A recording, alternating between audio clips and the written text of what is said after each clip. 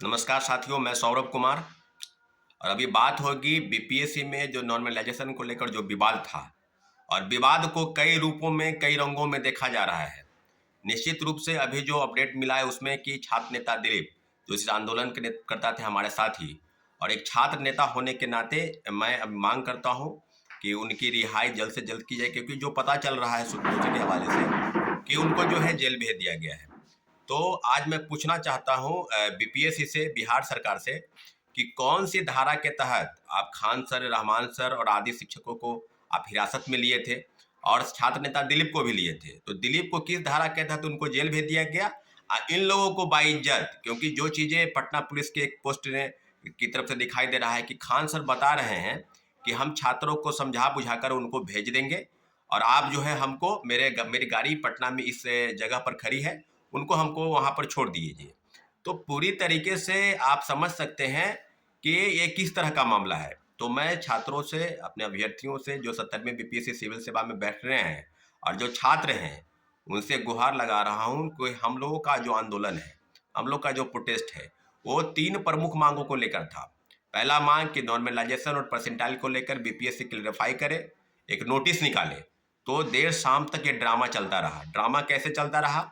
आपको अपनी समझ के अनुसार, या जो आंदोलन में गए होंगे छात्र, उनको आप मैं बता दूं कि पूरी तरीके से आंदोलन में, छात्रों का आंदोलन बीपीएससी के ऑफिस के पास शांतिपूर्वक आंदोलन था, और इस आंदोलन के माध्यम से बीपीएससी से हम लोग बातचीत करना चाहते थे। और पूरी तरीके से लगभग 8,000 से 10,000 अभ्यर्थी बीपीएससी के पास जमा हुए, और जमा हुए तो बार बार ये कहा जा रहा था कि आप अपने 5 लोगों का एक डेलीगेशन जो है बीपीएससी चेयरमैन से मिलेगा, और वहाँ के प्रशासन में सचिवालय थाना, DSP, law and order magistrate Khan और कई साथी वहाँ पर, कई पुलिस के कर्मी वहाँ मौजूद थे। और पूरी तरीके से इस तरह की चीज़ें की गई कि आपको बताना होगा कि क्या है। और निश्चित रूप से जब जब छात्रों को मिलने नहीं दिया गया, और दूसरे तरीके से दूसरी तरफ ये हो रहा था कि खान सर और रहमान सर के नेतृत्व में एक आंदोलन जो है गर्दनी बाग में, एक जत्था, भीड़ों की संख्या, वो गर्दनी बाग में शुरू हो गई है। उल्टे जब हम लोग अपनी मांग को लेकर बीपीएससी के समक्ष, ग्रीवांस को लेकर बीपीएससी के समक्ष खड़े थे, तो उल्टे छात्रों को दौड़ाया गया, पीटा गया। कई छात्र छात्राएं को सड़क में सिर में चोट आई, कई के पैर में चोट आए, कई हॉस्पिटल में एडमिट हुआ। और पूरी तरीके से इस प्रकार से किया जा रहा था जैसे पूरा प्रायोजित है, एक कार्यक्रम की तरह चल रहा था।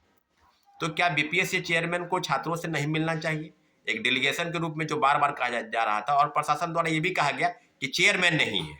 अगर चेयरमैन बीपीएससी ऑफिस में नहीं है तो उनके बिहाफ में सेक्रेटरी मिल सकते हैं, या और भी अधिकारी जो हाई लेवल की अथॉरिटी है वो मिल सकता है। बीपीएससी चेयरमैन को इतला कर सकता है कि ये फल मांग को लेकर जो है छात्र आए हैं। क्या बीपीएससी को पता नहीं था कि नॉर्मलाइजेशन को लेकर ये बीपीएससी का घेराव करने वाले हैं, और जो शांतिपूर्वक हम लोग का आंदोलन चल रहा था? एक भी वीडियो फुटेज दिखा दे जहाँ से छात्र उग्र हुए हैं। और पूरी तरीके से जब ये बातें लगातार ये की जा रही थी, तो छात्रों पर, नियत छात्रों पर लाठीचार्ज करना किस प्रकार से है, इसको वेरीफाई करे प्रशासन और बीपीएससी कि आप बताइए कि क्यों लाठीचार्ज, आखिर क्या क्या वजह थी कि आपने लाठीचार्ज कराया। और दूसरे तरीके से बात की जाए तो फिर जब दिलीप को जब पीटा गया और उसके बाद उसको हॉस्पिटल पहुंचा, उसके बाद उसके इलाज किए गए, सर में भी काफ़ी चोटें आई। उसके बाद क्या हुआ कि गर्दनी बाग में जो जत्था था, क्योंकि शाम हो गए थे, और शाम के बाद से आंदोलन को तितर बितर किया गया, तो बीपीएससी के कई छात्र बीपीएससी कार्यालय से गर्दनी बाग गए, क्योंकि क्योंकि क्योंकि वहां से एक सुनियोजित तरीके से आंदोलन जो है खान सर और रहमान सर के नेतृत्व में शुरू हो चुका था। तो अब जो बातें ये हैं कि बीपीएससी द्वारा जो कई चीजें की जा रही थी, आप देख रहे होंगे कि खान सर, रहमान सर, रोशन आनंद और कई शिक्षक जो थे वहां मौजूद थे, और उनको एक डिटेन किया, क्योंकि शांति बहाल करना था। और डिटेन करने के बाद इस तरह की चीजें की गई कि उन पर कुछ नहीं है। और खान सर ये बार बार, क्योंकि जो प्रेस रिलीज पटना पुलिस द्वारा अभी जारी किया गया उसमें स्पष्ट तौर पर खान सर ये कह रहे हैं अंदर में जाकर, क्योंकि आप अगर डेलीगेशन के रूप में गए हैं तो छात्रों को भी लेकर जाइए कि आपकी क्या वार्ता हो रही है बिहार सरकार से, आपकी क्या वार्ता हो रही है बीपीएससी से या प्रशासन से। तो वो बताने का, खान सर अकेले गए और बता रहे थे कि हमको डिटेन कर दिया गया है। और मीडिया के माध्यम से, मीडिया चैनलों द्वारा ये बार बार दिखाया जाना कि खान सर गिरफ्तारी हो गई है, खान सर गिरफ्तार हो गए हैं, खान सर को गिरफ्तार कर लिया गया है, फिर उनको हिरासत में ले लिया गया है, कहाँ पर उनको भेजा जाएगा, कई चीज़ें जो है वो बिल्कुल दिखाई जा रही थी। और खान सर बोल रहे थे कि हम जा रहे हैं बीपीएससी के पास जा रहे हैं। तो बीपीएससी के पास आप जा रहे हैं तो आप छात्रों को भी साथ ले जाइए। तो बोले बीपीएससी के पास हम क्यों जाएंगे, हम जा रहे हैं, हम इस छात्रों की जो मांग है, जो 3 प्रमुख मांग है, नॉर्मलाइजेशन जो है वो क्लेरिफाई करे बीपीएससी, लिखित रूप में आश्वासन चाहते हैं बीपीएससी के अभ्यर्थी। और दूसरा, जो सर्वर डाउन की वजह से 70 से 80 हज़ार अभ्यर्थियों ने फॉर्म फिलअप नहीं किया, उनको कम से कम एक मौका मिलना चाहिए था, उस मांग को लेकर आगे बढ़ रहे थे। और तीसरा मांग था कि परीक्षा जो है ये डेट की एक्सटेंड की जाए, कम से कम 20-25 दिन छात्रों अभ्यर्थियों को और समय, अतिरिक्त समय मिलना चाहिए। ये 3 प्रमुख मांग थी। इन मांग को लेकर आप छात्र नेता दिलीप की गिरफ्तारी हो गई। और किस धारा में गिरफ्तारी हो गई? अगर दिलीप की गिरफ्तारी हुई है तो हम लोग की मांग अभी तक जायज है और दिलीप की रिहाई तक यह आंदोलन जारी रहेगा। और हम लोग की 2 प्रमुख मांग अभी तक बाकी है।